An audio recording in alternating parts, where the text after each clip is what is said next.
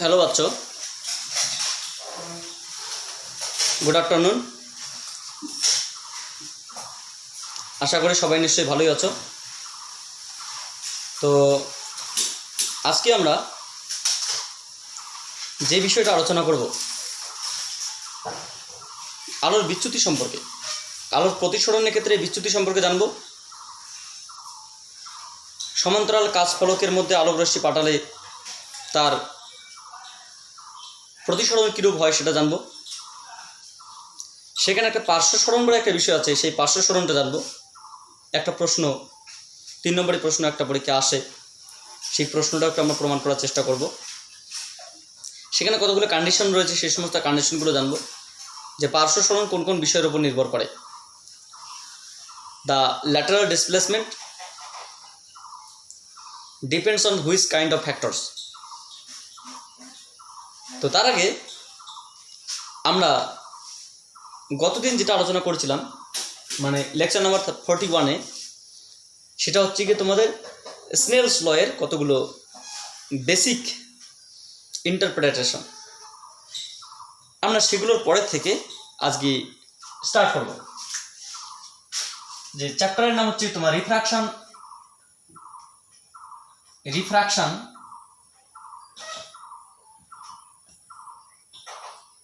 Of light, আলোর প্রতিসরণ।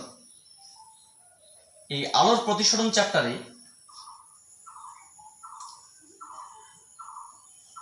Deviation of light, আলোর বিচ্যুতি দেখব। Deviation of light for refraction. প্রতিসরণের ক্ষেত্রে আলোর বিচ্যুতি কত হবে? প্রতিসরণের ক্ষেত্রে আলোর বিচ্যুতি, ডেভিয়েশন মানে বিচ্যুতি, রিফ্রাকশন মানে প্রতিসরণ। তাহলে ডেভিয়েশন অফ লাইট আলোর বিচ্যুতি, ফর রিফ্রাকশন বা আলোর প্রতিসরণের ক্ষেত্রে বিচ্যুতি রাশিমালাটা আমরা ক্যালকুলেশন করব। দুটো কেস আছে এখানে। একটা নাম্বার হচ্ছে তোমার যখন দুটো জিনিস হয়, একটা যখন আলো লঘু থেকে ঘন মাধ্যমে প্রবেশ করে,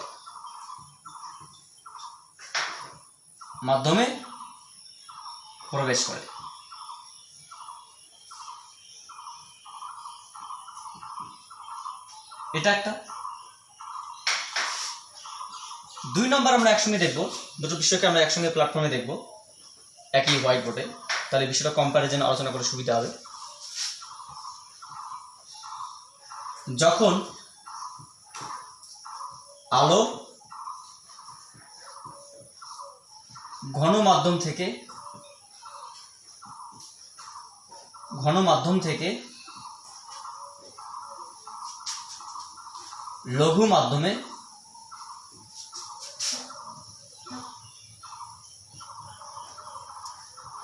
প্রবেশ করে,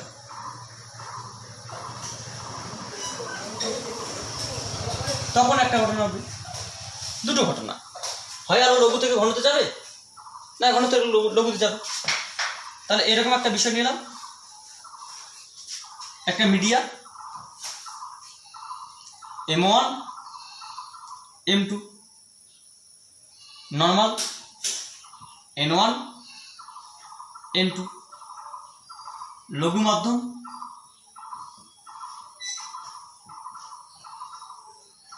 এটা ঘন মাধ্যম।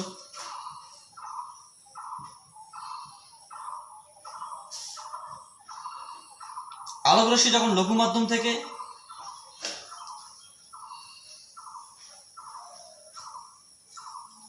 ঘন মাধ্যমে যায়,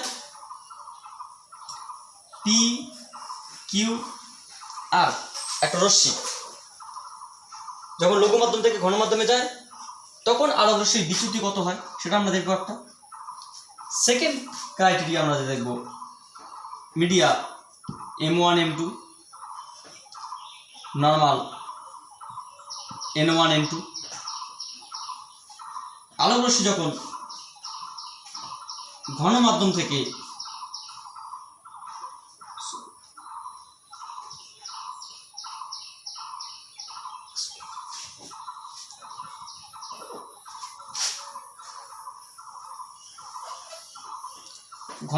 থেকে লঘু মাধ্যমে যায় তখন একটা ক্রাইটেরিয়া পি কিউ আর। এটা লঘু মাধ্যম,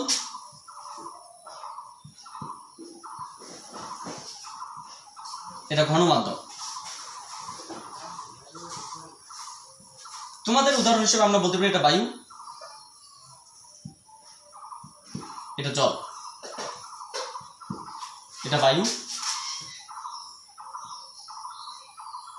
জল, যে কোনো লঘু থেকে ঘন, যে কোনো ঘন থেকে লঘু। তাহলে আলোক রশ্মি যখন লঘু মাধ্যম থেকে ঘন মাধ্যমে যাবে, আবার আলোক রশ্মি যখন ঘন মাধ্যম থেকে লঘু মাধ্যমে যাবে, তখন আলোক রশ্মি বিচ্যুতি কত? অ্যাকচুয়ালি বিচ্যুতি মানে কি বলতো? কথার দিক পরিবর্তন করা।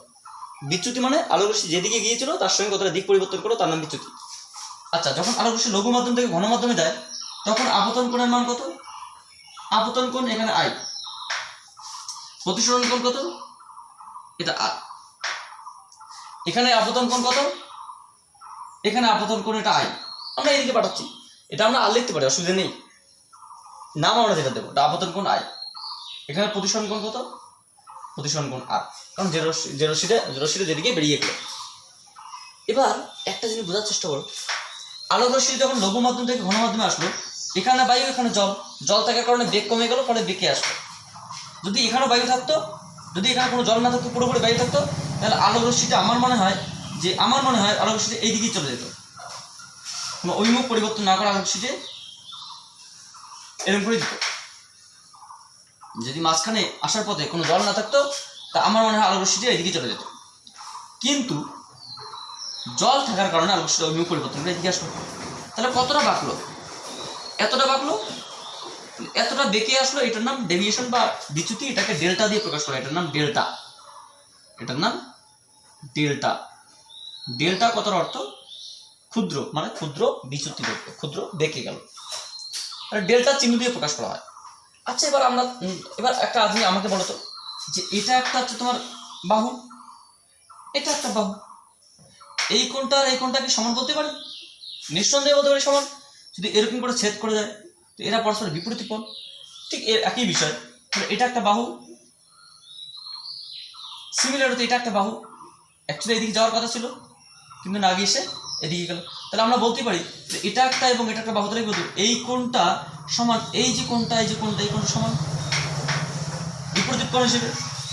তাহলে সুতরাং আমরা বলতে পারি যেহেতু কোণ of P Q N one সমান কোণ অফ এন টু কিউ, এটাকে আমরা এস বললাম, এন টু কিউ এস। সুতরাং আমরা বলতে পারি, সুতরাং এটা যেহেতু বিপ্রতীপ কোণ, বিপ্রতীপ কোণ, তাহলে আমরা কি লিখতে পারি? আচ্ছা, এই কোণটা মানে কি? এই কোণটা মানে ডেল্টা প্লাস আর। সুতরাং আমরা লিখতেই পারি এখান থেকে যে এখানে আমরা লিখতে পারি যে কোণ আই সমান সমান আর প্লাস ডেল্টা, বা আমরা লিখতেই পারি সুতরাং এখান থেকে যে delta is equals to I minus R. সুতরাং আমরা কি দেখলাম যে বিচ্যুতির মানটা কত আসলো? লঘু মাধ্যমের কোণ মাইনাস ঘন মাধ্যমের কোণ। আচ্ছা, এখান থেকে যদি দেখা যায় জল, এখানে বায়ু, যদি এখানে জল থাকতো তাহলে আলোক রশ্মিটি আমার মনে হয় না যে এদিকে যেত। জল থাকলে আলোক রশ্মিটি এদিকে যেত, কিন্তু জল থাকার কারণে আলোক রশ্মিটি এতটা কোণে বেঁকে আসলো, এতটা কোণে বেঁকে আসলো।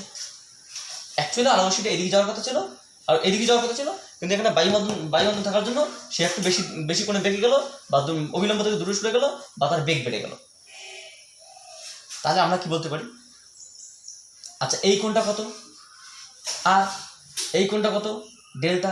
তাহলে ডেল্টার থেকে যদি আমি আর থেকে যদি ডেল্টা বাদ দিই তাহলে কি পড়ে থাকবে? এটা। তাহলে এই কোণটা কত বলতো? এই কোণটা হচ্ছে তোমাকে বলতে পারি যে আর মাইনাস ডেল্টা। আচ্ছা, আর মাইনাস ডেল্টা কি আই এর সমান? অবশ্যই সমান, কারণ এই বাহুটা এবং এই বাহুটা সমান। তাহলে যখন ঘন মাধ্যম থেকে লঘু মাধ্যমে যাবে তখন আমরা কি বলতে পারি? আবার সে একই রকম বিষয় আমরা বলতে পারি যে কোণ অফ, আমরা অত কিছু না আমরা বলতে পারি যে কোণ আই সমান সমান কোণ আর মাইনাস ডেল্টা, বা আমরা কি লিখতে পারি যে delta is equals to R minus I. তাহলে কি আসলো, যখন এখান থেকে আমরা বলতে পারি যে আলোক রশ্মি যখন লঘু মাধ্যম থেকে ঘন মাধ্যমে প্রতিসারিত হয় তখন আলোক রশ্মির যে বিচ্যুতি ঘটে সেই বিচ্যুতির মান, আলোক রশ্মি যখন লঘু মাধ্যম থেকে ঘন মাধ্যমে প্রতিসারিত হয় তখন আলোক রশ্মির যে চ্যুতিকোণ সৃষ্টি হয় সেই চ্যুতিকোণের মান লঘু মাধ্যমের যে কোণ এবং ঘন মাধ্যমের যে কোণ তাদের বিয়োগফলের সমান, অর্থাৎ লঘু মাধ্যমের কোণ মাইনাস ঘন মাধ্যমের কোণ। আলো যখন লঘু থেকে ঘনতে আসে তখন লঘু মাধ্যমের কোণ মাইনাস ঘন মাধ্যমের কোণ, সেটাই বিচ্যুতি কোণ। আবার আলোক রশ্মি যখন ঘন মাধ্যম থেকে লঘু মাধ্যমে যায় তখন আলোক রশ্মি যে বিচ্যুতি ঘটে সেই বিচ্যুতি কত হচ্ছে লঘু মাধ্যমের কোণ মাইনাস ঘন মাধ্যমের কোণ। দেখো এখানে নামটা চেঞ্জ করেছি, আলটিমেটলি এটা কি আসলো, ডেল্টা সমান কি আর কি লঘু মাধ্যমের কোণ, লঘু মাধ্যমের কোণ মাইনাস ঘন মাধ্যমের কোণ। তাহলে আলটিমেটলি আলোর বিচ্যুতির ক্ষেত্রে, আলোর প্রতিসরণের ক্ষেত্রে বিচ্যুতির মান, ডেল্টার মান সর্বদাই লঘু মাধ্যমে কোণ, লঘু মাধ্যমে কোণ, লঘু মাধ্যমে কোণ মাইনাস ঘন মাধ্যমে কোণ, এটা সমান হয়। তাহলে লঘু মাধ্যমে কি নামকরণ আছে সেটা জেনে লাভ নেই, যে আলোর প্রতিসরণের ক্ষেত্রে বিচ্যুতির মান, ডেল্টার মান সর্বদাই লঘু মাধ্যমের কোণ মাইনাস ঘন মাধ্যমের কোণ।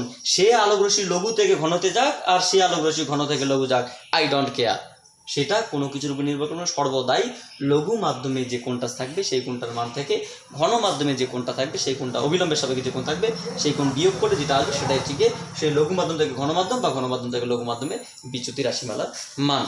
তো এটা হচ্ছে তোমাদের বিচ্যুতি রাশিমালা। তো যাই হোক, এরপর এটা টপিক গেল। এরপর আমরা একটা বিষয় দেখবো, আমরা বিচ্যুতি বাদ দিয়ে সমান্তরাল প্লেট বা সমান্তরাল কাচ ফলক।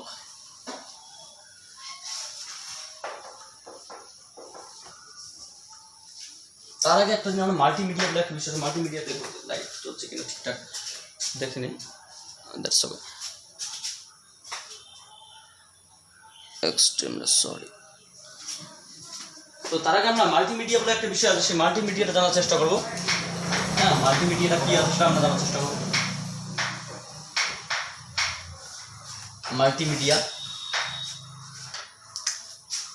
মাল্টিমিডিয়াটা, তারপরে আমরা সমান্তরাল কাচ ফলকটা জানবো।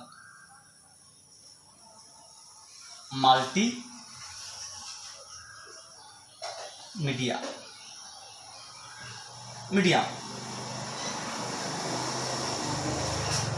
অসংখ্য মাত্রা।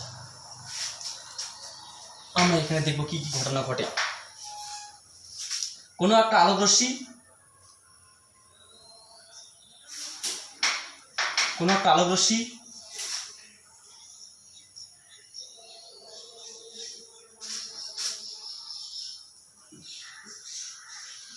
আরও লিখতে পারে, কোনো অসুবিধা নেই, অনেকগুলো মাধ্যম নিতে পারে। এটা 1 নম্বর মাধ্যম বা এটা A নম্বর মাধ্যম, এটা B নম্বর মাধ্যম, C নম্বর মাধ্যম, D নম্বর মাধ্যম, E নম্বর মাধ্যম। তাহলে একটা আলোক রশ্মি আমরা বললাম A নম্বর মাধ্যমটা লঘু, তার থেকে এটা ঘন, তার থেকে এটা ঘন, তার থেকে লঘু, তার থেকে ঘন বা লঘু কিছু একটা হবে। তাহলে আমরা বললাম কোনো একটা আলোক রশ্মি যখন এইভাবে এসে পড়ে, এটা এই মাধ্যম, আমরা এটা লিখলাম এরকম করে এসে পড়ো,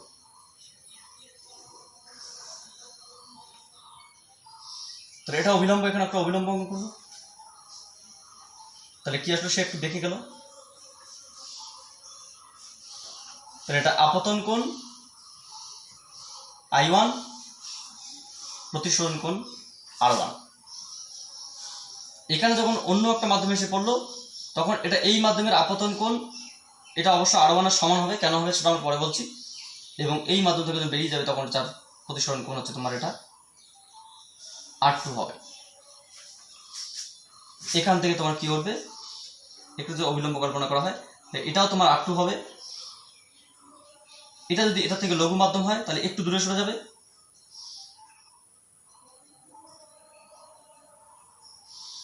এখানে একটু অবিলম্ব কল্পনা করা হয় তাহলে এটা কত হবে, এটা R3।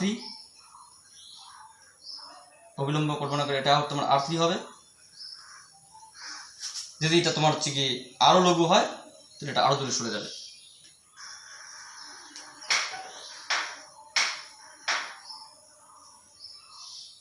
এটা কত হবে, এটা আমরা ফাইনালি বললাম I2 বললাম। কারণ আছে পরে আমরা বলছি মাল্টিমিডিয়া মানে আমরা বললাম এটা ধরুন তোমার বায়ু, এই মাধ্যমটার নাম কি বায়ু মাধ্যম, এটা ধরুন তোমার হচ্ছে জল মাধ্যম, এটা ধরুন তোমার কাঁচ মাধ্যম, এটা ধরুন তোমার আবার জল আছে, এখানে ধরুন তোমার আবার বায়ু আছে, বায়ু জল কাঁচ বায়ু জল কাঁচ এরকম আছে, মাঝখানে কাঁচ রয়েছে, এখানে জল আছে, তাহলে দুই দিকে বায়ু আছে, মাঝখানে জল, এখানে এইদিকে জল, মাঝখানে একটা কাঁচের স্ল্যাব আছে, দুই দিকে জল, মাঝখানে কাঁচের স্ল্যাব, রশ্মি এসে পড়লো, এইভাবে বেরিয়ে গেলো। তাহলে কি ঘটনাটা ঘটবে আমি সেটা দেখবো। তাহলে রশ্মিটা এটা যেটা আসলে সেটা P Q R S T U যেগুলো আসলো এগুলো নর্মালটার নাম কি N1 N2 বা N1 ঠিক আছে N1 N2 N1 prime N2 prime N1 double prime N2 double prime N1 triple prime N2 triple prime. এটা মিডিয়াম নাম্বার MM1 বা M1 M2 M1 prime M2 prime M1 double prime M2 double prime M1 triple prime M2 triple prime. এগুলো just একটা নাম করো, এগুলো কোনো factor না, বিষয়টা বোঝার চেষ্টা করো। যখন আলোক রশ্মি মাল্টিমিডিয়াতে গিয়ে পড়বে, তোমাদের এটা সিলেবাসেও হয়তো নেই, জাস্ট পরীক্ষা হয়তো আসবেও না সেরকম কিছু, কিন্তু আমাদের একটা বিষয় এখানে বুঝতে হবে, যখন আলোক রশ্মি কোনো একটা লঘু মাধ্যম থেকে, সবসময় যে বায়ু জল কাজ হবে এটা কোনো মানে নেই, যে কোনোটা হতে পারে, যে কোনো, এখানে আরও 10টা মিডিয়া থাকতে পারে। ইন জেনারেল কেস যখন আলোক রশ্মি লঘু মাধ্যম থেকে ঘন মাধ্যমে আসবে তাহলে পাশে আসবে, আবার লঘু থেকে আবার ঘনতে আসবে তাহলে আরও পাশে আসবে, ঘন থেকে লঘু থেকে আবার দূরে যাবে, আরও দূরে যাবে লঘু যাবে, তাহলে যেরকম মাধ্যম আসবে সেরকমটা আসবে। তাহলে এখানে কি আসলো, যদি মানে তোমার প্রথমে আমরা বলতে পারি কিউ বিন্দুতে স্নেলের সূত্র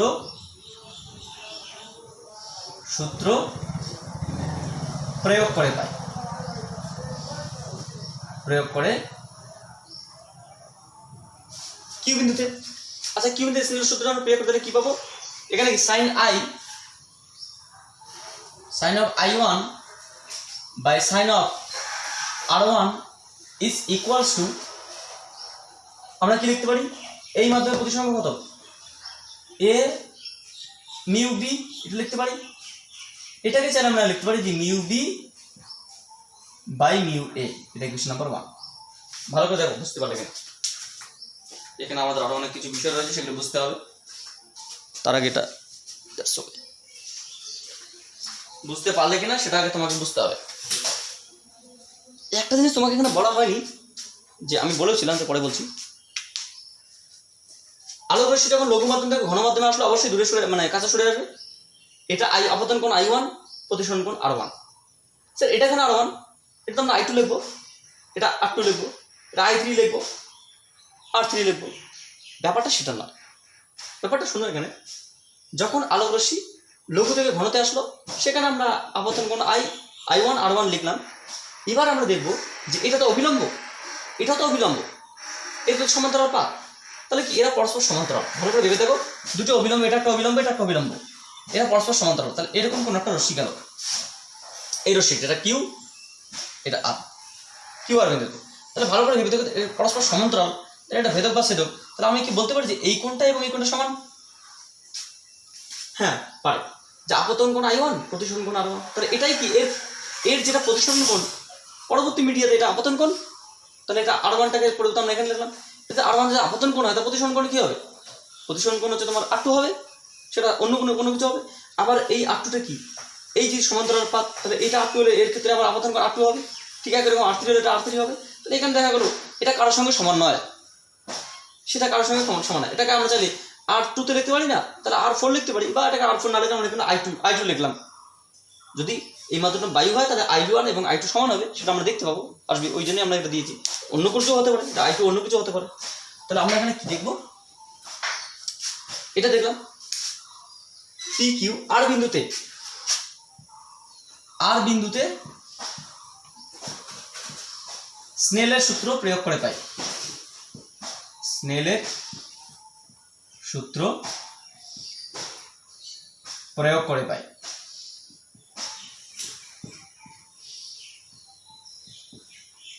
কি পাবো এই বিন্দুতে আপাতন কোণ কত r1, তাহলে এখানে লিখতে পারি sin of r1,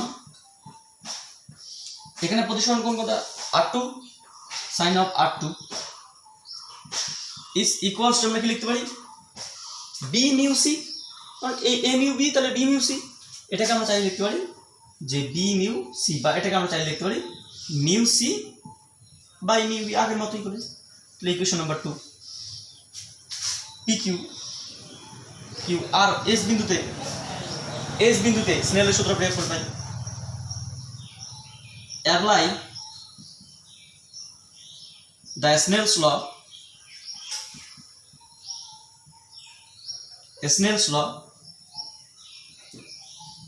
at point S is sin of r2 by sin of r3,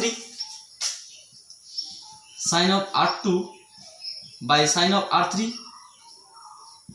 is equals to bc মানে c mu d অথবা mu d by mu c, equation number 3।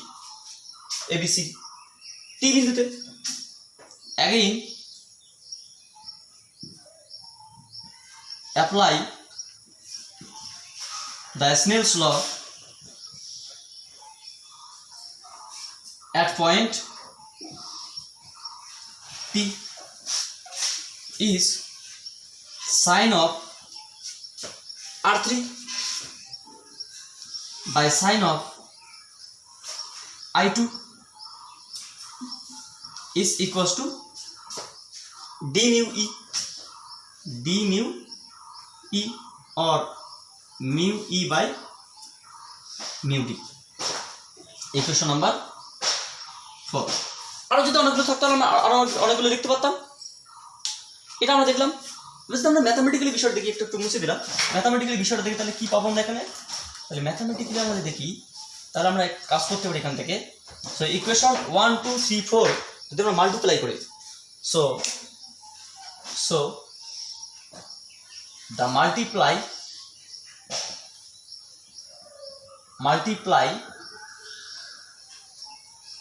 equation 1, 2,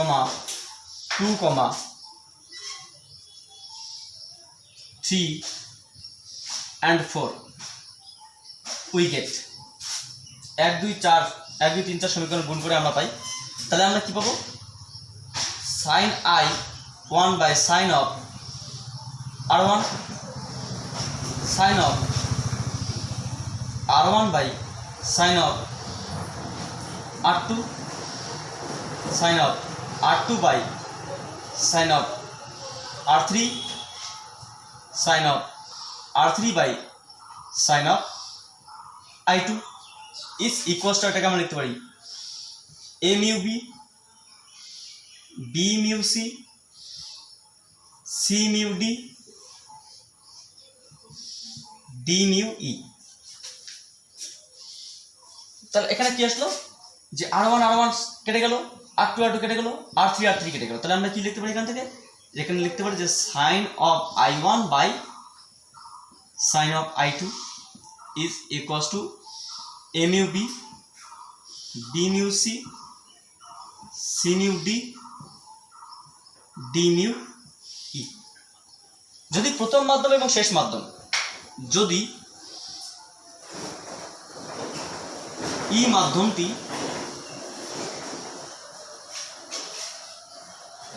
বায়ু হয়,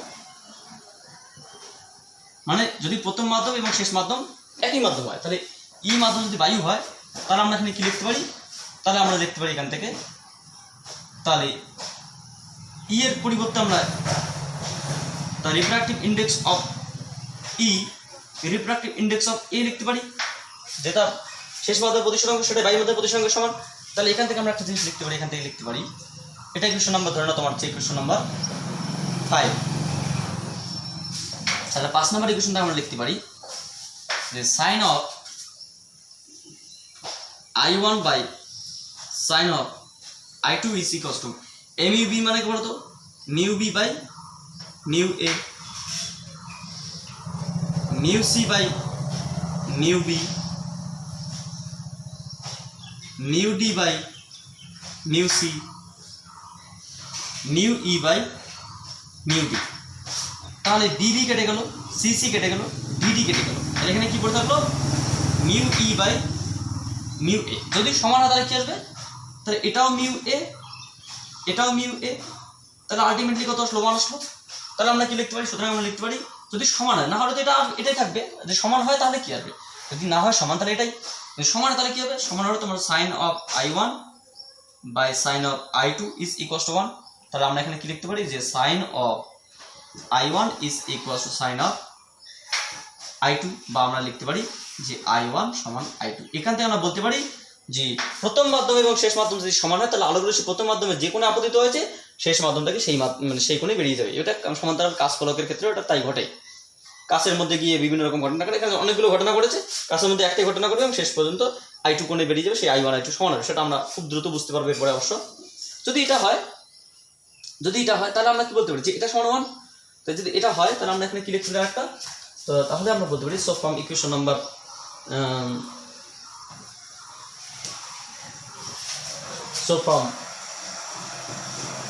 from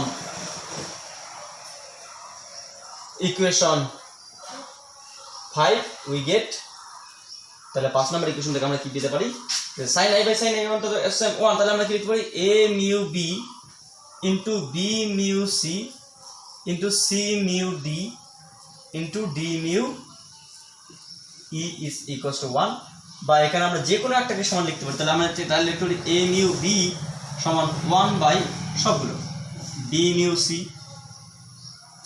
c mu d d mu e। চাইলে এটাকে আমরা লিখতে পারি বা এটাকে লিখতে পারি মাঝখান থেকে আমরা লিখলাম c mu d সমান 1 by a mu b b mu c d mu e, বা আমরা চাইলে যে কোনো একটা এদিকে সবগুলো ওদিকে নিচে একটা লিখতে পারি। গুণফল আলটিমেটলি 1। গুণফল 1 মানে কি, এই কথাটার মানে হচ্ছে কি, এই কথাটার মানে হচ্ছে গিয়ে যখন তোমার হচ্ছে এরকম থাকবে 1 mu 2 into 2 mu 3 into 3 mu 4 into 4 mu 5 into dot dot dot n mu m, বা আমি এখানে আরেকটা লিখলাম দরকার দাও সব বুঝতে পারবে না, 5 mu 6। এটা মানে কি বলতো, এই যে এই দিকের মিউ এবং এই দিকের মিউ সমান 2 2 3 3 4 4 5 5 পেয়ে যাবে, তাহলে আলটিমেটলি কি করে দেবে 1 mu 6।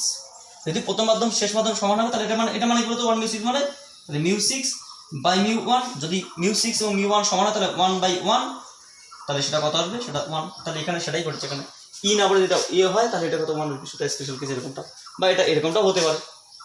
যাই হোক, এগুলো আমাদের কতগুলো মাল্টিমিডিয়ার ক্ষেত্রে প্রতিসরাঙ্কের কতগুলো রিলেশন। এটা আবার আমরা এবার দেখবো সমান্তরাল প্লেটের ক্ষেত্রে। সমান্তরাল প্লেটের ক্ষেত্রে এই রিফ্রাকশনটা বা আলোর প্রতিসরণটা কীরকম ঘটনা ঘটে সেই বিষয়টা একটু জানার চেষ্টা করব। খুব সিম্পল জিনিস, এই জিনিসটাই আমরা দেখবো এখন সমান্তরাল পাবধারকে, সমান্তরাল প্রতিসরক কাচ ফলকের ক্ষেত্রে। তারপরে আমরা সেখানে একটা ল্যাটারাল ডিসপ্লেসমেন্ট বা পার্শ্ব সরণ বলে একটা বিষয় আছে সেটা জানবো। টাইমিংটা কীরকম দেখে নেই, টাইমিংটা ঠিক আছে, অসুবিধা নেই।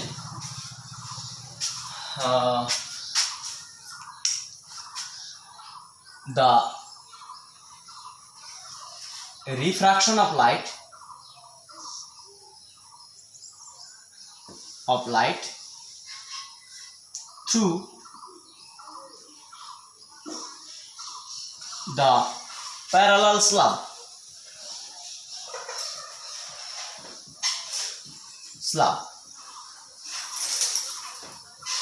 সমান্তরাল স্ল্যাবের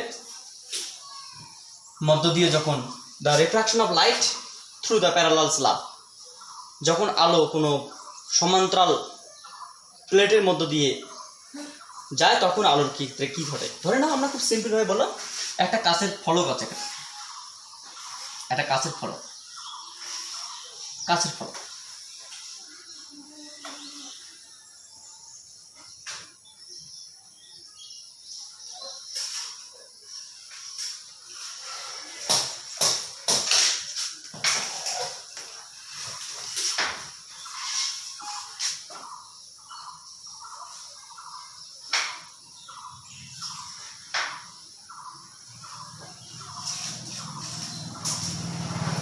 কাঁচের ফলক,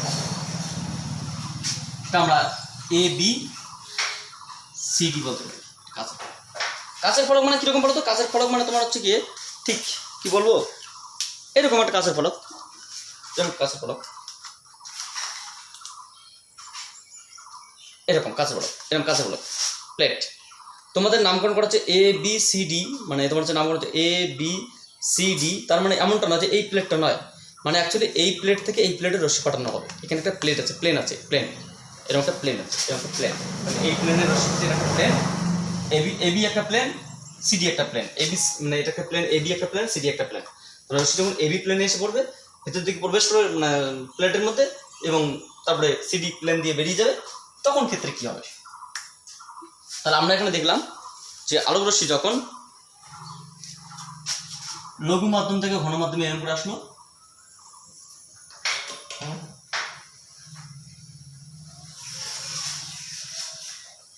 লঘু মাধ্যম থেকে ঘন মাধ্যমে পি কিউ একটা আলোক রশ্মি আসলো, এখানে যে একটা অবিলম্ব কল্পনা করা হয়, এখানে যে অবিলম্ব কল্পনা করা হয়, তাহলে সেই অবিলম্বের সাপেক্ষে যে কোন যে রশ্মিটা আসবে সেই কোণটা হচ্ছে তোমার I1, এবং এখানে ঘন মাধ্যম থাকার জন্য সেই রশ্মিটা এইভাবে গেল, সেই রশ্মিটা তোমার হচ্ছে এরকম করে গেল,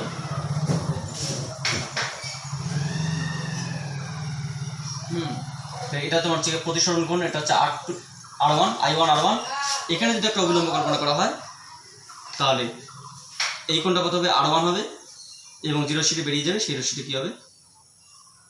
এর সমান্তরাল হবে। অর্থাৎ আমি যদি এর উপর একটা লাইন টানি,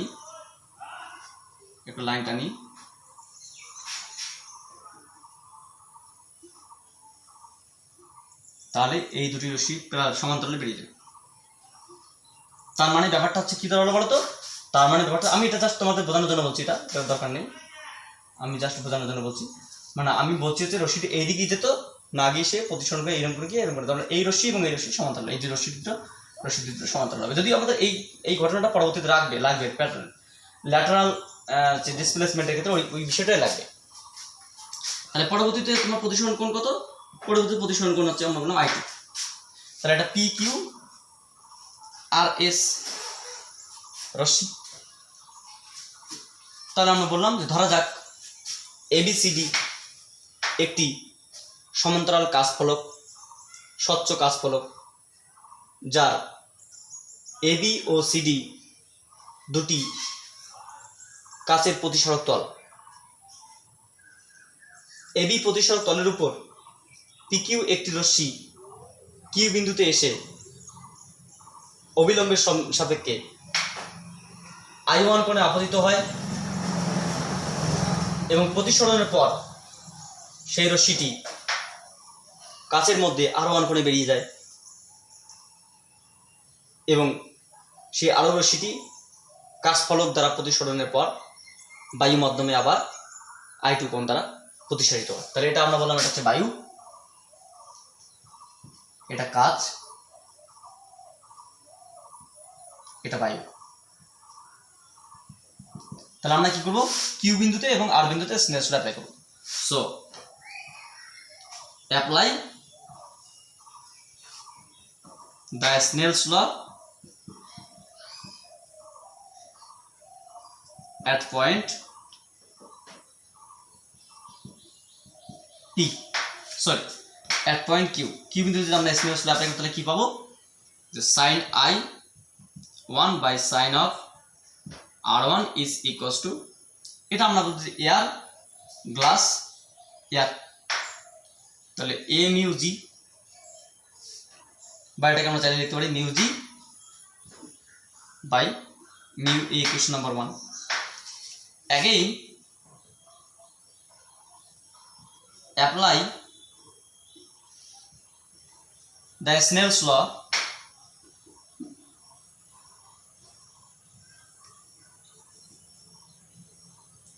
at point R.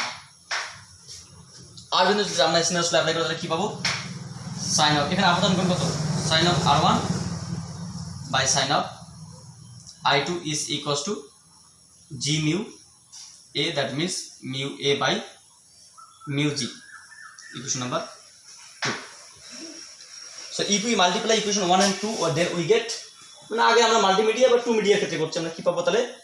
The sin of I1 by sin of R1 into sin of R1 by sin of I2 A mu G G mu A. R1 out, যেহেতু এরা এই সমান কোণ, তাহলে আমরা এখানে কি লিখতে পারি যে sin I by sin of I2 is equals to mu G by mu A by mu G, বা sin of I1 sin of I2 1 sin of I1 sin of I2 I1 সমান I2. সুতরাং আপতন কোণ এবং প্রতিসরণ কোণের মান সমানায়ত। অর্থাৎ আমরা এখান থেকে একটা কনক্লুশন টানতে পারি, মাঝখানে শুধুমাত্র একটা মাধ্যম নয়, মাঝখানে যদি মাল্টিমিডিয়া বা লাখো করোড়ো মিডিয়া থাকে, আলোর রশ্মি যে মাধ্যম থেকে প্রবেশ করলো, ফাইনালি যদি সেই মাধ্যমেই বেরিয়ে যায় এবং এদের মধ্যে যদি প্রতিসরণ ঘটনা ঘটে যদি বেরিয়ে যায়, তাহলে আলোর রশ্মি আপতন কোণের মান এবং ফাইনাল প্রতিসরণ কোণের মান সর্বদাই সমান হয়। এটা একটা বিষয় হলো। এরপর আমরা এখানে একটা ল্যাটারাল ডিসপ্লেসমেন্ট বা পার্শ্ব সরণ বলে একটা বিষয় আছে, সেটা খুবই ইম্পর্টেন্ট, পরীক্ষায় আসে। তোমাদের মনে হচ্ছে গিয়ে লেকচারটা লেন্দি হয়ে যাবে আলোচনা করতে গিয়ে, তো আজকে আমরা এখানেই ছাড়বো। আগামী দিন মানে 43 নম্বর লেকচারে আমরা এসে ফার্স্ট ল্যাটারাল ডিসপ্লেসমেন্ট, মানে আমরা আগামী দিন কি করব তার একটা হিন্টস দিচ্ছি তোমাদের। বাধ্য এখানে করেই দিই, কারণ একটা জিনিস আমরা বাকি রেখে লাভ নেই, লেকচারটা একটু বড় হয় হোক। ল্যাটারাল ডিসপ্লেসমেন্ট বা পার্শ্ব সরণ, the refraction of light through the parallel slab, and যখন এটা যাবে তখন আমাদের যে বিষয়টা ক্যালকুলেট করব সেটা নাম হচ্ছে ল্যাটেরাল ডিসপ্লেসমেন্ট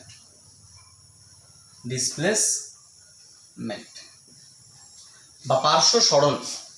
তখন আলোক রশ্মি পার্শ্ব সরণ কতটা করবে সেটা আমরা হিসাব করব।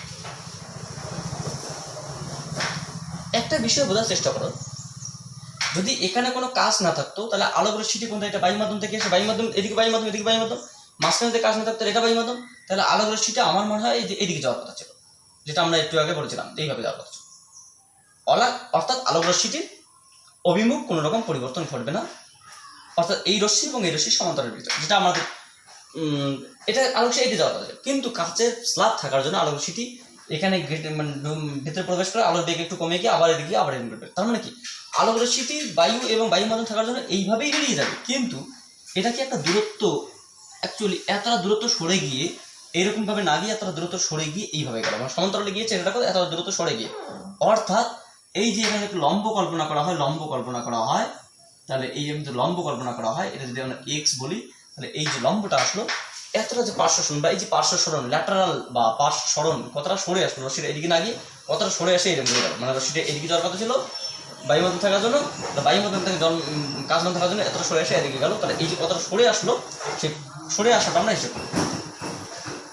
এবার আমরা বললাম এই যে কাঁচের যে স্ল্যাব বা এই যে প্লেটটা ছিল, সেই প্লেটটা ধরুন এর বেদ যদি হয়, সে বেদ যদি টি হয়, মানে বেদটা যে এই বেদটা যদি কাঁচের স্ল্যাবের বেদ যদি টি হয়, তাহলে আমাদের এই পার্শ্ব সরণ আর এক্সট্রা কত আমরা বের করবো, মানে পার্শ্ব সরণ কতটা সরে আসবে, ঠিক আছে, এটা আমাদের বের করতে হবে। ঠিক আছে, আমাদের হচ্ছে গিয়ে আমরা বের করবো, অসুবিধা নেই। এবার আমরা কি করলাম যে এখান থেকে এটা তোমার এখান থেকে কি করলাম লম্ব, এটা আমরা এই প্লেটের মধ্যে প্রবেশ করে দিলাম, মানে এই প্লেট পর্যন্ত আমরা টানলাম অবিলম্বটা, এটার নাম দিলাম টি, P Q R S T, এটা এক্স আমরা একটা পয়েন্ট বললাম। এবার এটার নাম I1, এটার নাম R1, এটার নাম R1, এটার নাম I2, সবই ঠিক আছে। আচ্ছা একটা জিনিস আমাকে বলো তো, এই কোণটার মান কত? এই কোণটার মান কত? এই কোণটার মান আমার মনে হয় I1 মাইনাস R1। কেন? তার কারণ খুব সিম্পল ভাবে ভাবো, এই যে N1T যেটা রয়েছে তার সঙ্গে একটা এরকম করে বেরিয়ে যাওয়ার কথা ছিল, এটা তাই এটার নাম কত I1, কিন্তু এখানে ওইরকম করে না গিয়ে এরকম করে গিয়েছিল, এরকম করে গিয়েছিল এটার উপর। এটা কত? এটা তোমার R1, এটা কত এটা জানি না, এটার নাম আমি বললাম সাপোজ ডেল্টা বা থিটা, ডেল্টাই বললাম, ডেল্টা যেটা আমরা বিচ্যুতি বলি। তাহলে ডেল্টা প্লাস I1 সমান ডেল্টা প্লাস R1 সমান I1, তাহলে I1 is equals two R1 plus delta. সুতরাং আমরা কি বলতে delta is equals two I1 minus R1, অর্থাৎ ডেল্টা মানে কোনটা? ডেল্টা মানে এই কোণটা, তাহলে এই কোণটা মানে কত? এই কোণটা মানে I1 মাইনাস R1, এটার থেকে যেটা বিয়োগ করা হয় তাহলে এই কোণটা পাবো, বুঝতে পারছো? তাহলে এটা তোমাদের ডেল্টা। আর একটা বিষয়, আমরা এটা তো সমকোণী ত্রিভুজ, কোনটা বলতো? কিউ আর এক্স, যেহেতু ত্রিভুজ কিউ আর এক্স একটি সমকোণী ত্রিভুজ। কেন? তার কারণ এই বাহুর উপর এটা একটা লম্ব, লম্ব মানে কোনটা? এই কোণটা 90 ডিগ্রি। লম্ব হলে কি তোমার হচ্ছে দৈর্ঘ্য বা লম্ব, এটা ভূমি, এটা ত্রিভুজ। আমরা যদি এই ত্রিভুজটাকে এভাবে লিখি, এই ত্রিভুজটাকে এভাবে লিখি, এটা কিউ, যে পয়েন্ট থেকে এটার নাম এক্স, এটার নাম আর, তাহলে এটা আর পয়েন্ট, এটাকে আমরা কি করলাম? জাস্ট ঘুরিয়ে দিলাম, এটাকে জাস্ট এইভাবে ঘুরিয়ে দিয়ে এইভাবে বসিয়ে দিলাম, তাহলে কিউ আর এক্স। এটার নাম কত? এটা তোমার হচ্ছে কত? I1 minus R1। তাহলে একটা ত্রিভুজ, ত্রিভুজ কিউ আর এক্স একটা সমকোণী ত্রিভুজ, এটা সমকোণী ত্রিভুজ, এটা লম্ব, এটা ত্রিভুজ। তাহলে আমরা এখানে কি লিখতে পারি? সাইন অফ থিটা মানে কত? Sine of I1 minus R1 কি লিখতে পারি বলো তো? যে R X by R Q, এটা লিখতে পারি, সেটাই আমরা লিখবো। চল, সমকোণী ত্রিভুজ, সুতরাং আমরা লিখতে পারি যে sine of I1 minus R1 is equals to লম্ব বাই অতিভুজ, লম্ব মানে কত? আর এক্স বাই অতিভুজ কত? R Q. বা আমরা কি লিখবো? যে R X is equals to R Q sine of I1 minus R1। এটাই বলতে গেলে একটা উত্তর, মানে শর্টলি এটাই উত্তর, কিন্তু এটা কিছু নয়, এখন অনেক কিছু বাকি রয়েছে। কেন এটাকে উত্তর বলবো শর্টলি আমরা? তার কারণ আমাদের এটা চেয়েছে, আর এক্সটা আমরা পেয়ে গেলাম। আরেক সময় যদি আমরা এই মানটা জানা থাকে, তাহলে এটা ইন্টু দুটো কোণের বিয়োগফল যেটা আসবে সেটাই সাইন অফ দিস হয়ে গেল। কিন্তু এটা সেটা না, এটা শর্টলি আমরা এটা বলতে পারি। এবার আমরা দেখবো যে এই কোণটা মানে এই বাহুটা কত। এই বাহুটা তো আমরা জানি না, বরং আমরা এই বাহুটা জানি, কাছের প্রস্থ জানি, মানে বেদ জানি টি, মানে এটা যদি টি হয় তাহলে এটাও টি হবে, স্মল টি, এই বেদটাও টি হবে, তো এটা জানি। কিন্তু এই দূরত্বটা আমরা জানি না, মানে আর কিউ আমরা জানি না, বরং আমরা কিউটি জানি। তাহলে আর কিউকে যদি আমরা কিউটিতে প্রকাশ করি, তাহলে আবার আমরা কি দেখবো? এটা ইকুয়েশন নাম্বার আমরা বললাম 1। আমরা ত্রিভুজ আবার কিউ টি আর, ত্রিভুজ কিউ টি আর আবার একটি সমকোণী ত্রিভুজ। আমরা বলতে পারি কিউ টি আর আবার একটি সমকোণী ত্রিভুজ। কেন? এই যে ত্রিভুজটা, এটা 90 ডিগ্রি, এটা লম্ব, এটা অতিভুজ, এটা ভূমি, ত্রিভুজ এটা। তাহলে আমরা এটাকে যদি এইভাবে করি, জাস্ট এটা করি,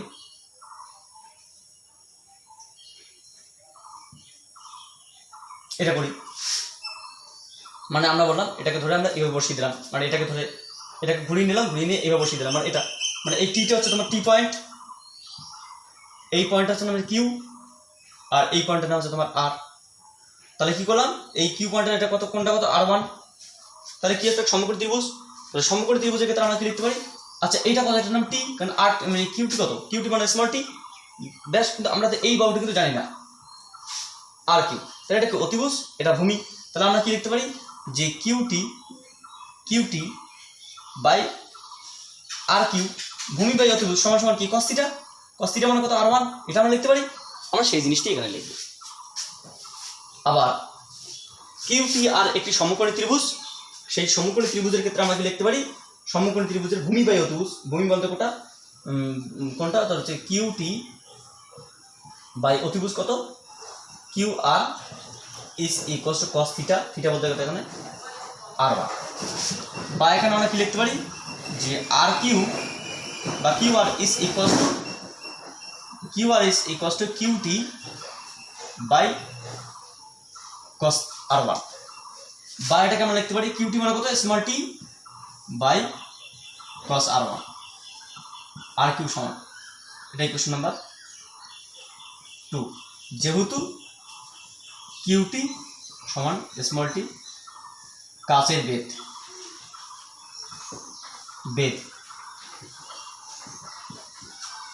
যেহেতু কিউটি সমান স্মল টি বা কাচের বেদ, তাহলে আর কিউ সমান কি পেলাম টি বাই কস r1, তাহলে আমরা আর কিউ এর জায়গায় টি বাই কস r1 বসাবো। সুতরাং সো আমরা লিখতে পারি so from equation 1 and 2 we get, আমরা 1 এবং 2 থেকে কি লিখতে পারি যে rx পার্শ্ব সরণ rx সমান সমান কিউ আর কিউ সমান সমান লিখতে পারি যে T by cos of r1 into sine of i1 minus r1, এটাই একটা টি বাই আর, এটা একটা উত্তর বলতে পারি, এটা পার্শ্ব সরণ মানে একটা বলতে পারি আমরা, কিন্তু এটা পার্শ্ব সরণ নয়, এটা আমরা ফাইনালি আমরা দেখবো যে এটাও চেঞ্জ হচ্ছে। আচ্ছা, এবার আমরা কি করবো, এখানে জাস্ট একটু কতগুলো ক্যালকুলেশন করবো, কিচ্ছু না, যে টি বাই কস r1 আমরা লিখলাম, এটাকে আমরা তো ত্রিকোণমিতি থেকে বলতে পারি সাইন সি সাইন এ মাইনাস সাইন বি, কি লিখতে পারি সাইন এ কস বি মাইনাস কস এ সাইন বি, যেমন সাইন এ কস বি কস এ সাইন বি। তাহলে আমরা কি করতে পারি এখান থেকে যে টি সমান টি ইন্টু, আমরা চাইলে এখানে কাজ করতে পারি যে কস থিটা 1 কস r1 এবং কস r1 কেটে যাবে, কি পড়ে দেখবে sine of i1 minus cos of i1 sine of r1 by cos of r1, এটা আসলো। এটা শেষ নয়, আমরা এটা কোশ্চেন নাম্বার 4 দিলাম। এখানে আমরা একটা স্নেলস ল অ্যাপ্লাই করবো, স্নেলস ল অ্যাপ্লাই করে সীমানটা আমরা এখানে বসাবো। মানে এক কথায় আমাদের যে কাজটা হবে, আমাদের যে উদ্দেশ্য, স্যার এটা কেন স্যার এটা করলেন, ঠিক আছে মানলাম, তারপরে আবার কি করতে চাইছেন, আবার কাজ হচ্ছে আমি সবাইকে i1 এ প্রকাশ করবো না, আপতন কোনটি সবাইকে প্রকাশ করবো, তার মানে কি আমি r1 গুলোকে কোনো না কোনোভাবে i1 এ কনভার্ট করবো। তার r1 এবং i1 কোথায় আছে, এখানে i1 r1 তার এই পয়েন্ট আছে, তাহলে এখানে আমি স্নেলস ল অ্যাপ্লাই করবো, যেখানে r1 i1 কনজেক্ট মানে জাংশন, সেই পয়েন্টে আমি স্নেলস ল অ্যাপ্লাই করবো। তাহলে আমি যদি এখানে স্নেলস ল অ্যাপ্লাই করি কোন বিন্দুতে, সুতরাং কিউ বিন্দুতে স্নেলস ল অ্যাপ্লাই করে পাই, স্নেলের সূত্র প্রয়োগ করে পাই, কি পাবো আমরা এখানে কি লিখতে পারি sine i1 by sine r1 is equals to a নিউ জি, এটা জি বলাটা ঠিক না, আমরা কাজ করতে পারি এখানে যে 1 নম্বর মাধ্যম, 2 নম্বর মাধ্যম, 3 নম্বর মাধ্যম, বায়ু থেকে 1 নম্বর মাধ্যম থেকে 2 নম্বর মাধ্যমে গেল, তাহলে আমরা কি লিখতে পারি এটা নিউ 2 বাই নিউ 1। আচ্ছা, নিউ 1টা কি বায়ু মাধ্যমের প্রতিসরাঙ্কের মান কত, যেহেতু নিউ 1 সমান 1 ফর এয়ার, তাহলে আমরা এখানে কি লিখতে পারি অ্যাকচুয়ালি এটা মানে কত জাস্ট নিউ 2, তাহলে আমরা লিখতেই পারি এখানে যে sine of i1 by sine of r1 is equals to, কারণ এটা তো সমান হতে হবে, বায়ু সমান না হলে তোমার হচ্ছে কি এই পার্শ্ব সরণ এই ঘটনাটা ঘটবে, তাই আমরা এখানে বায়ু ধরে নিলাম, বা দুটো জল নিতে হবে, জল নিলে আমাদের একটু ডিফিকাল্টি পাওয়া যাবে, দরকার এখানে ডিফিকাল্টি আমরা কমানোর জন্য বললাম যে 1 নিউ 2, 1 হচ্ছে তোমার বায়ু হলো 1, তার মানে হচ্ছে নিউ 2 সমান নিউ 2 করে দেখলো, আর আমরা যদি বলি স্পেশালি যে মিউ টুটা কত, মিউ টুটা তোমার মিউর সমান, তাহলে আমরা কি বলতে পারি এটা কার সমান, যে মিউর সমান বলবো। তাহলে কি পাবো, যে সাইন এটা মিউর সমান, তাহলে আমরা কি বলতে পারি এখানে, তো sine of r1 is equal to sine of i1 by mu. তার মানে আমরা কি বললাম, সাইন i1 পেলাম, সরি সাইন r1 পেলাম। আমাদের কি দরকার, সাইন r1 একটা আছে, এটা মানটা আমরা বসাতে পারি, কিন্তু cos r1 দরকার, তাহলে cos r1টা আমাদের এখানে বের করতে হবে। এটা একটা মান আমরা ওখানে বসাতে পারি in terms of refractive index, এবং এটাকে আমরা মানে এটাকে আমরা ট্রান্সফার করে আমরা কি বলতে পারি, সুতরাং আমরা কি বলতে পারি, cos অফ r1 আমরা কি লিখতে পারি বলো তো, cos r1 সমান সমান root over of 1 minus sine square of r1, এটা লিখতে পারি। তাহলে এটাকে আমরা চাইলে লিখতে পারি root over of 1 minus sine of i1 by mu. Sir এখানে তো i1 আবার আসলো, দেখো একটা মেইন কথা হচ্ছে কি, এখানে i1 দিয়ে সবাইকে প্রকাশ করবো, r1 গুলোকে আমরা i1 এ ট্রান্সফার করবো, সেটাই আমাদের উদ্দেশ্য। তাহলে এখানে আমরা কি লিখতে পারি, এখানে আমরা লিখতে পারি যে root over of 1 minus sine square i1 by mu square. তাহলে এই যদি মানগুলো আমরা এখানে বসিয়ে দেই, আমাদের এটা লাগতো কিন্তু ঠিক আছে মুছে দিলাম, যেমন কি করা যাবে। তাহলে আমরা cos r1টা আমরা কি পাবো, যে cos অফ r1 আমরা মেইনলি কি করলাম, সাইন i1, তাহলে সাইন r1 কি পেলাম, সাইন অফ r1টা আমরা পেলাম যে sine of i1 by mu, এবং cos r1 আমরা কি পাবো, root over of 1 minus sine square r1। এখানে যদি মান বসিয়ে দিতে হলে কি পাবো, root over of 1 minus sine square i1 by mu square. তাহলে এটাকে আমরা চাইলে লিখতে পারি mu square sine square i1 by mu square, বা এটাকে আমরা চাইলে লিখতে পারি root over of mu square minus sine square of i1 by mu, রুটের বাইরে বেরিয়ে গেল ওটা। তাহলে আমরা সাইন অফ r1 এবং cos অফ r1 এর মান এই 4 নম্বর ইকুয়েশনে বসিয়ে দেবো। So put the value of sine r1 and cos r1 in equation number 4। বসালে আমরা কিভাবে, এখানে কি আছে, i1 দিয়ে আছে, এটাও i1 দিয়ে আছে, মাঝখানে ইউ আছে না মিউ আছে, কি আর জেনে লাভ নেই, আমাকে মেইনলি সবাইকে i1 এ প্রকাশ করতে হবে। তাহলে বসালে আমরা কি পাবো 4 নম্বর ইকুয়েশনটা, যে আমরা এখানে পাবো যে rx পার্শ্ব সরণ rx সমান সমান t into sign of i1 minus cos of i1। আচ্ছা সাইন r1 মানে কত, সাইন r1 মানে আমরা বলতে পারি sine of i1 by mu by cos r1 মানে কি লিখতে পারি, cos r1 মানে আমরা লিখতে পারি root over of mu square minus sine square of i1 by mu. এটাকে যদি ক্যালকুলেশন করা হয় তাহলে কি পাবো, ক্যালকুলেশন করলে খুব সিম্পল জিনিস, এটা কিছুই নেই, জাস্ট 1 2 এর বাচ্চাদের calculation. Sign of i1 minus, এখানে কি আছে বলো তো, এখানে রয়েছে তোমার cos i1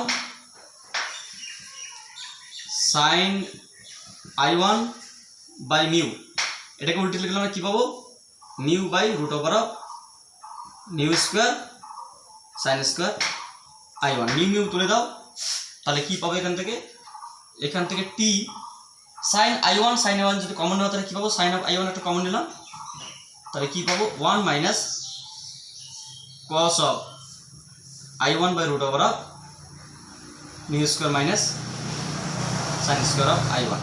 এটা হচ্ছে তোমাদের পার্শ্ব সরণের রাশিমালা। এই রাশিমালাটা অনেক সময় প্রমাণ করতে দেয় বা প্রমাণ করতে পারে। এখান থেকে আরো কিছু কনক্লুশন আছে, হ্যাঁ আরো কিছু কনক্লুশন আছে, সেই সমস্ত কনক্লুশনগুলো আমরা যদি আমরা এখানে দেখি, তোমাকে একটা প্রশ্ন করা হয় যে সমান্তরাল কাচ ফলকের মধ্যে যে দুই দিকে যদি সমমাধ্যম থাকে, সেখানে পার্শ্ব সরণের মান বা সমান্তরাল কাচ ফলকের পার্শ্ব সরণের মান কোন কোন বিষয়ের উপর নির্ভর করে। সমান্তরাল কাচ ফলকে পার্শ্ব সরণের মান কাচ ফলকের বেধের উপর নির্ভর করে, টি বেধের উপর নির্ভর করে, এক নম্বর হচ্ছে তোমার ডেপথ বা বেধের উপর নির্ভর করে, প্রস্থের উপর নির্ভর করে, গভীরতার উপর নির্ভর করে। 2 নম্বর কি, ইনসিডেন্ট অ্যাঙ্গেল আপতন কোণের উপর নির্ভর করে। 3 নম্বর কি, রিফ্র্যাক্টিভ ইন্ডেক্স। Refractive index. আমি আর অত গুছিয়ে লিখলাম না, মেইন কথা বলে দিলাম, এই তিনটের উপর নির্ভর করে।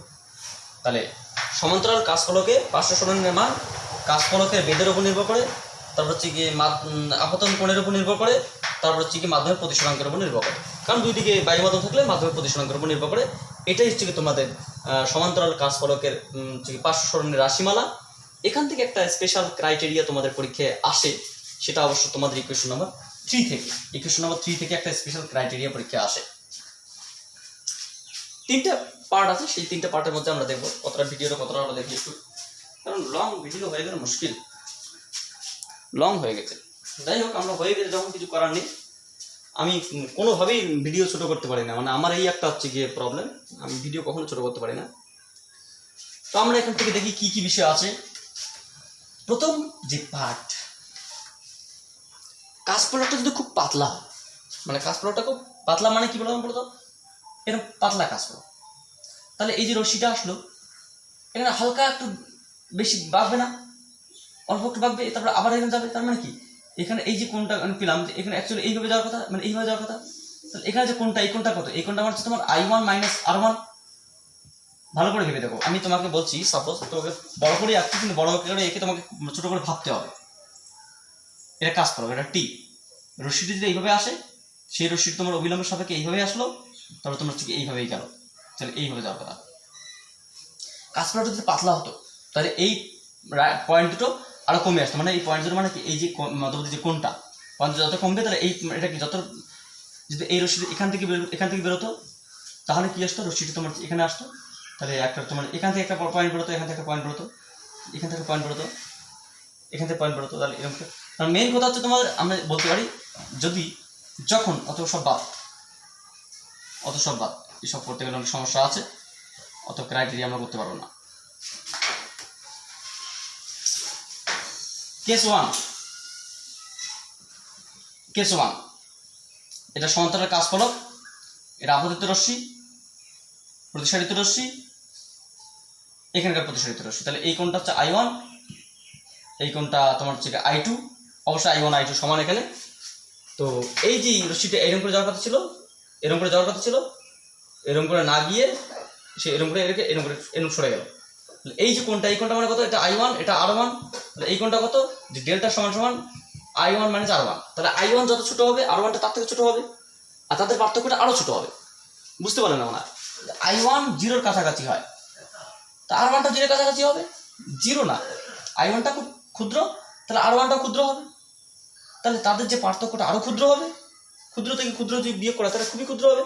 তাহলে যখন I1 মাইনাস R1 ক্ষুদ্র, দ্যাট মিনস যখন I1 মাইনাস আর যখন delta, that means I1 minus R1 is very small, তখন আমরা কি বলতে পারি, তখন ভেরি স্মলের ক্ষেত্রে আমরা কি বলতে পারি, তখন যে I1 and R1 also small, দুজনেই ক্ষুদ্র। তো তাই যদি ক্ষুদ্রই যদি হয়, তাহলে আমরা এই যে 3 নম্বর ইকুয়েশন আমরা কি লিখতে পারি, যে Rx is equals to T by cos of R1 into sin of I1 minus R1। আচ্ছা, একটা জিনিস তোমরা হয়তো জানো কি জানো না জানি না, যে আমরা জানি যে sin theta nearly equals to theta আর cos theta nearly equals to 1 হয় যখন থিটা ইজ ভেরি স্মল। যদি না জানো আমি পরে তোমাদের বলে দেবো, ঠিক আছে? হয়তো বলেছিলাম ক্লাসে, যারা জানবো না তারা আমি বলে দেবো।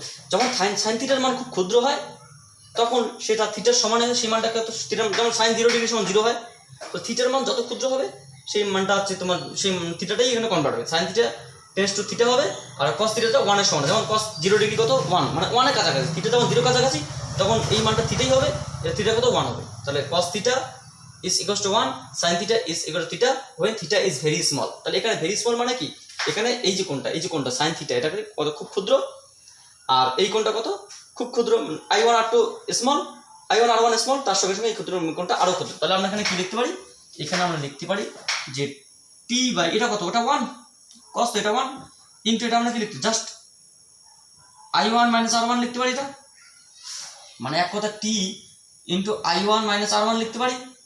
তাহলে এটাকে আমরা চাইলে যদি আমরা I1 কমন নিই তাহলে টি I1 1 minus of R2 minus sorry R1 minus I1 এই প্রমাণটা পরীক্ষা দেয়। প্রমাণ করো ক্ষুদ্র বিচ্যুতির ক্ষেত্রে এটা তোমাদের এটা অন্য থিটা দিয়ে আছে, তোমাদের এখানে থিটা দিয়ে আছে, ঠিক আছে? তোমরা একটা বই দেখবে, হোয়াটসে রয়েছে প্রশ্নটা।